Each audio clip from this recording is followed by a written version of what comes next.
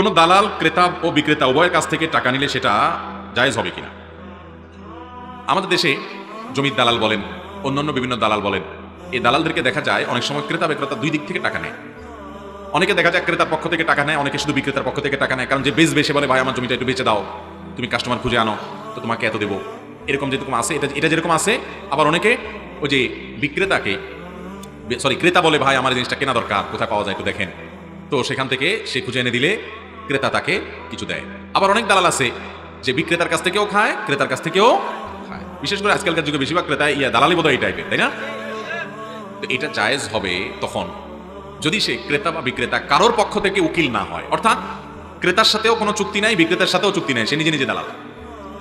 কে জমি বেচবে খুঁজে বেড়ায়, আর যে কে জমি কিনবে সেটাও খুঁজে বেড়ায়। তো বেচা লোক আর কেনা লোকের সাথে সে মধ্যস্থতা করে সব কাজগুলো সমাধান করে। এটা যদি সে করে তাহলে দুই পক্ষ থেকেই সে টাকা নিতে পারে।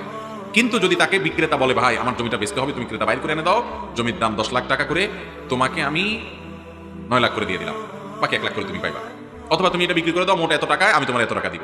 এটা যদি বিক্রেতা বলে দেয় তাহলে সে ক্রেতার কাছ থেকে আর কোনো টাকা খেতে পারবে, তাহলে সে শুধু বিক্রেতার কাছ থেকে নিবে। একইভাবে যদি ক্রেতা বলে দেয় যে ভাই আমাকে এটা খুঁজে বের করে দেন আপনি, তাহলে আমি এত টাকা দেবো, তাহলে তাকে সে নিয়োগ দিলে সে যার কাছে কাজ দিল সেই বিক্রেতার কাছ থেকে সে আর টাকা নিতে পারবে না। যদি নেয় সেটা উৎকোচ হবে এবং জায়েজ হবে।